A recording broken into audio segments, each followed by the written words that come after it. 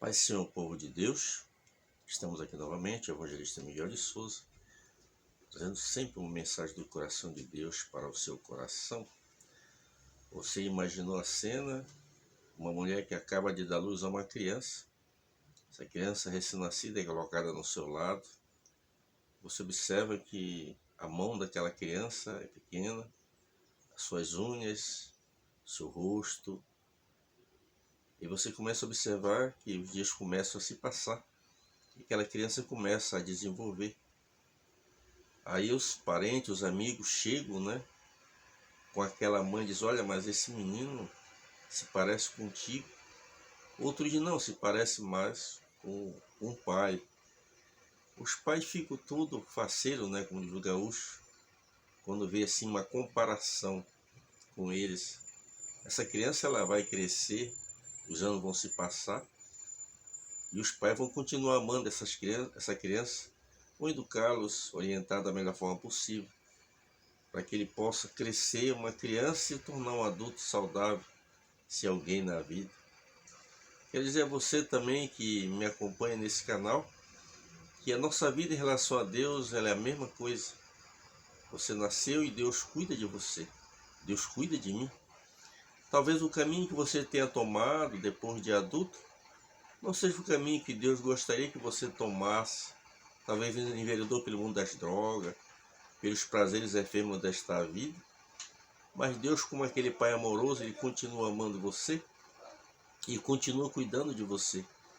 Quantas pessoas que nós conhecemos na nossa trajetória de vida, e essas pessoas dizem: quando eu era criança eu ia na escolinha dominical, mas depois que eu cresci eu abandonei, não quis mais saber. Mas os anos se passaram, agora eu voltei. Sou um servo do Senhor, sou uma serva do Senhor, porque Deus, Ele nunca desistiu de mim e nunca desistiu de você e nunca vai desistir. Nós estamos aqui com a Bíblia aberta no livro do profeta Obadias. Esse livro ele tem apenas 21 versículos, é o menor dos profetas menores. E desse 21 versículo, do versículo 1 até o versículo número 16, Deus está falando sobre o castigo, sobre a região de Edom. E do versículo 17 ao 21, Deus está falando da restauração do povo de Israel. Eu vou ler aqui o versículo-chave deste livro, que é o versículo número 15, diz assim: porque o dia do Senhor está perto, sobre todas as nações. Como tu fizeste, assim se fará contigo. A tua maldade cairá sobre a tua cabeça. Aqui sobre o livro do profeta Obadias, no primeiro versículo nós temos a apresentação do escritor do livro, que diz: visão de Obadias. Assim diz o Senhor Jeová a respeito de Edom. Edom, nós vamos estudar um pouquinho sobre esse personagem, que aqui aparece um povo, chamava-se Idumeus. Esse povo aqui, eles eram descendentes de quem? De Esaú. Se você voltar para o capítulo 25 do livro de Gênesis, você vai entender melhor sobre esse personagem. A Bíblia diz que a pessoa de Isaac havia se casado com Rebeca quando ele tinha 40 anos. 20 anos se passaram e até então nada da irmã Rebeca dá luz a uma criança. E a Bíblia diz que a pessoa de Isaac orou a Deus incessantemente, e Deus então ouviu a oração dele, e a nossa irmã Rebeca agora engravidou. E após engravidar, ela observou que a sua gravidez não era uma gravidez normal, como das demais mulheres que ela conhecia. Então a pessoa de Isaac vai consultar o Senhor para saber por quê. Porque havia dentro dela uma luta. E aí o Senhor respondeu à pessoa de Isaac: é que dentro do seu ventre há duas nações. Nas suas entranhas existem dois povos. E ele disse então que o menor dominará sobre o maior. Chegou o momento dela dar à luz às crianças. A Bíblia diz que nasceu primeiro Esaú, um menino todo cabeludo, mas a Bíblia diz que ao nascer, no calcanhar dele estava a pessoa do segundo filho, que chamaram o seu nome de Isaac. Jacó, melhor dizendo. Isaac colocou seu nome de Jacó, quer dizer suplantador, enganador. E eles cresceram, esses meninos ali. E a Bíblia diz que a pessoa de Esaú, ele foi o homem guerreiro, perito, caçador. Mas a pessoa de Jacó, ele era uma pessoa de casa, uma pessoa envolvida mais, a sua mãe dava mais atenção para ele. A pessoa de Isaac amava mais a Esaú. E a pessoa da nossa irmã, Rebeca, amava mais a pessoa de Jacó. Se a gente fosse estudar sobre isso aqui, o perigo que há quando existe esta preferência por filho, não dá muito certo. Nós temos que amar todos iguais, tratar da mesma forma. Mas a gente observa aqui que os dias foram se passando e a promessa era para ser para a pessoa de Esaú. Mas a Bíblia diz que Esaú ele chega do campo com muita fome e ao chegar do campo ele observa que Jacó havia feito um guisado de lentilha e aquilo estava saboroso. Você já imaginou no final da tarde, depois de um dia causticante para a pessoa de Esaú, retornando da sua caça, até limpar aquele animal, preparar aquela caça para comer ia demorar bastante. E a fome era grande, então ele chegou com a pessoa de Jacó e fez uma proposta: dai-me um pouco deste teu guisado. Jacó disse: eu te darei, se tu me vender o direito de primogenitura. A Bíblia diz que Esaú disse: mas para que serve para mim primogenitura, se eu estou ao ponto de morrer de fome? E a Bíblia diz que assim fizeram ali aquele acordo, e ele deu então aquela alimentação para a pessoa de Esaú. E a Bíblia diz que naquele momento Esaú desprezou a primogenitura. Quando lemos os escritores hebreus no capítulo de número 2, do versículo 3, ele diz: como escaparemos nós se negligenciarmos uma tão grande salvação? Não podemos negligenciar, não podemos negociar nossa salvação, porque precisamos de uma eternidade, e essa eternidade só será feliz com Jesus. A pessoa de Esaú desprezou, e a Bíblia diz que ainda que depois com lágrima tenha buscado, mas ele não conseguiu. Ainda que com lágrima, o Senhor rejeitou a Esaú e amou a Jacó.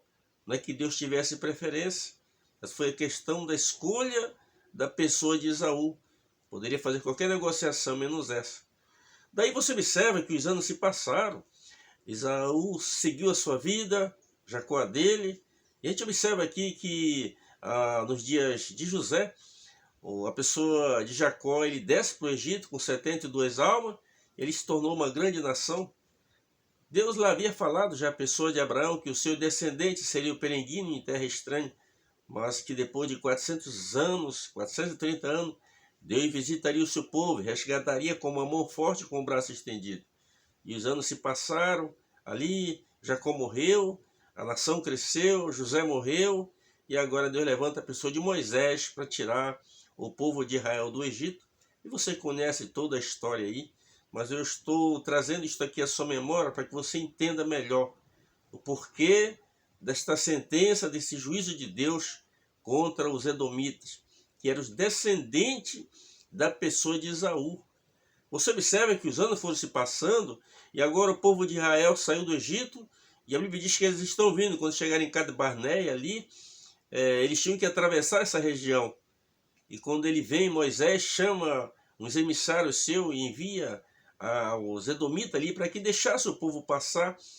Eles iam passar pelas estrada real, não iam mover nada, não iam tocar em nada, apenas eles iam passar pelo caminho deles, porque seria um caminho mais curto. Moisés olhava que havia muitos anciãos com ele, muitas crianças, muito gado, e ele queria passar. E a Bíblia diz que eles se recusaram. Os descendentes de Edom recusaram, disseram que eles não iam passar. Moisés ainda tenta fazer uma contraproposta: mas se nós tomarmos algo dos seus poços, nós vamos pagar. Se a gente comer alguma coisa na trajetória aí, também pagaremos. Mas eles reuniram ali os homens de guerra para vir guerrear contra Israel. A gente olhando aqui, era praticamente todos da descendência de Abraão, de Isaac, né? Todos, era um povo só, né? Mas eles não receberam da forma. Deus poderia ter destruído eles, mas Deus não destruiu, pela promessa que Deus tinha feito à pessoa de Abraão. Então Deus não destruiu. Quando você observa ali Sion, rei dos amorreus, Og, rei de Bazã, que o povo veio, eles vieram contra os israelitas e Deus entregou na mão dos israelitas destruíram totalmente os cananeus, os ferezeus, os amorreus, os jebuseus, as 7 nações que eram mais poderosas que Israel. Deus permitiu que Israel destruísse, mas os descendentes aqui não. Mas eles não ficaram impunes. Aí se você estudar a história, você vai observar que este mesmo povo, porque eles moravam ao sudoeste de Jerusalém. A região deles era uma região montanhosa, né? Eles moravam lá no topo, então eles achavam que eles eram os intocáveis, imbatíveis. E eles começaram sempre a instigar contra Israel. Você observa que nos dias da pessoa de Saul, melhor dizendo, já no Reino Unido, eles vieram contra a nação de Israel e a pessoa de Saul conseguiu uma vitória, venceu eles. Nos dias de Davi também eles se levantaram contra a pessoa de Davi. Nos dias de Salomão também se levantaram contra a pessoa de Salomão. É muito longa e muito linda essa história, mas aqui nos dias desse profeta Obadias, Deus agora vem tratar com eles. Os anos se passaram, mas Deus não havia esquecido como eles tinham sido hostil. Inclusive, quando o povo judeu, o povo de Israel, o povo de Judá, eles foram invadidos ali pelos babilônicos, na época que levaram cativo, e quem mais incentivou os babilônios foi exatamente aqui esses edomitas, que eram descendentes da pessoa de Saul.